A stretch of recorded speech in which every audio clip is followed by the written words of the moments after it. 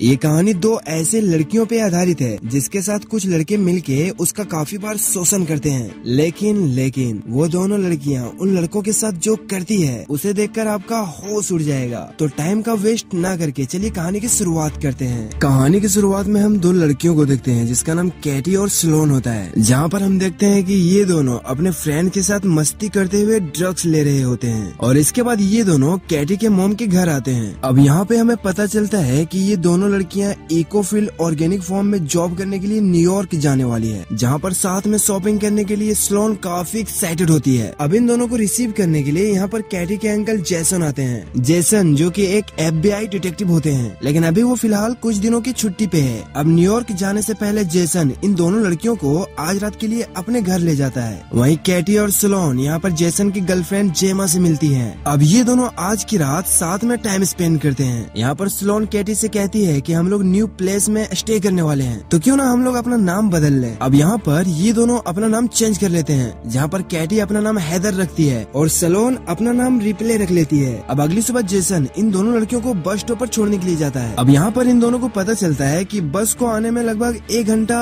और लगेगा। अब जेसन भी बस का वेट करते हुए यहाँ इन लड़कियों के साथ रुकना चाहता था, लेकिन ये दोनों लड़कियाँ उन्हें फिक्र न करके यहाँ से जाने के लिए कहती है। अब क्योंकि जेसन एक डिटेक्टिव है, इसीलिए वो इन दोनों लड़कियों से कहता है कि तुम लोग वहाँ पहुँचते ही मुझे कोडवर्ड में अपना सेफ होने का इन्फॉर्मेशन दे देना। अब जेसन की बातें सुनकर वो लड़कियाँ एग्री हो जाती है। इसके बाद फाइनली जेसन यहाँ से निकल जाता है। इसके बाद कैटी और स्लोन बस का वेट करते हुए एक कॉफी शॉप में जाती है और तभी यहाँ इस कॉफी शॉप में जेड और लूकस नाम के 2 लड़के आते हैं। अब यहाँ पर आने के बाद वो दोनों इन लड़कियों से बातें करने लगते हैं और बातों ही बातों में ये लोग काफी फ्रेंडली हो जाते हैं। अब यहाँ पर जेड उन दोनों को बस का वेट ना करके उसके साथ फील्ड तक जाने के लिए कहता है। यहाँ पर कैटी तो पहले मना करती है, लेकिन स्लोन के जिद करने से फाइनली कैटी भी उन लोगों के साथ जाने के लिए मान जाती है। और यहाँ पर ये दोनों लड़कियाँ इन लड़कों को अपना नाम हैदर और रिप्ले बताती है, जैसा कि हमें पता है कि पिछली रात ही उन दोनों ने अपना नाम चेंज कर लिया है। अब ये लोग कार लेकर निकल जाते हैं। अब कुछ देर चलने के बाद जेड इन दोनों को लेकर अपने घर की तरफ आ जाते हैं।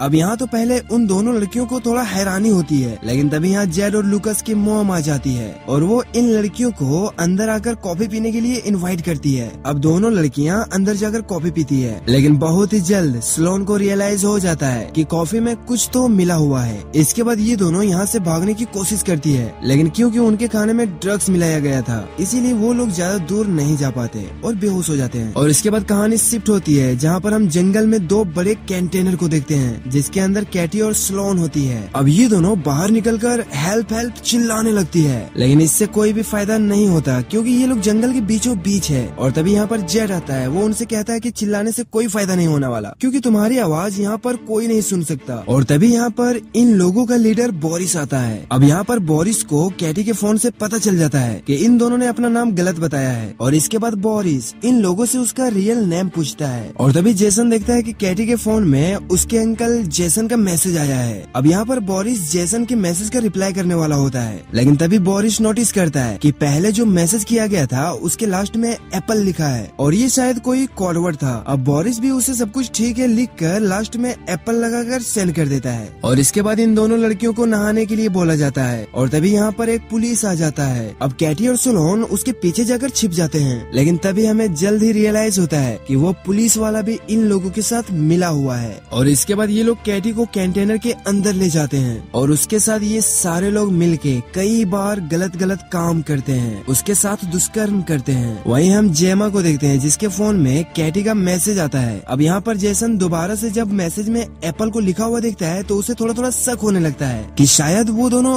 मुसीबत में है, क्योंकि उसने उन लोगों से हर बार अलग कोडवर्ड कहने के लिए बोला था। वहीं दूसरी तरफ हम उन लड़कियों को देखते हैं जहाँ पर एक नया बंदा आता है और वो स्लोन को लेकर कंटेनर के अंदर चला जाता है। अब यहाँ पर स्लोन खुद को बचाते हुए उसके मुंह पर थूक देती है, जिससे वो आदमी काफी गुस्सा हो जाता है और वो अपने सिगरेट से स्लोन को जलाने लगता है और इसके बाद वो स्लोन के साथ गलत काम करता है। अब इसके कुछ देर के बाद यहाँ पर एक आदमी आता है जिसके चेहरे पर पिग वाला मास्क लगा होता है। यहाँ पर वो काफी डरावनी आवाज निकाल रहा होता है और इसके बाद वो स्लोन को लेकर कंटेनर के अंदर चला जाता है और वो भी स्लोन के साथ गलत काम करता है। हम देखते हैं कि स्लोन इन सब चीजों से काफी ज्यादा डर गई होती है। वहीं दूसरी तरफ हम जेसन को देखते हैं जो इस बात का रिपोर्ट करवाने के लिए पुलिस स्टेशन गया होता है। अब यहाँ पर हम वही शेरिफ को देखते हैं जिसे हमने जंगल में देखा था। अब यहाँ पर जेसन कैटी और स्लोन के बारे में बताता है, जिसे सुनकर वो पुलिस वाला कहता है कि बहुत ही जल्द वो उन दोनों को ढूंढ लेगा। और रिपोर्ट करवाने के बाद जेसन यहाँ से चला जाता है। अब उस पुलिस वाले की मदद से बोरिस को जेसन के बारे में पता चल जाता है कि वो इन दोनों को ढूंढ रहा है। और इसके बाद ये लोग रिस्क न लेते हुए इन दोनों लड़कियों को जान से मारने का प्लान बनाते हैं। लेकिन दूसरी तरफ से कैटी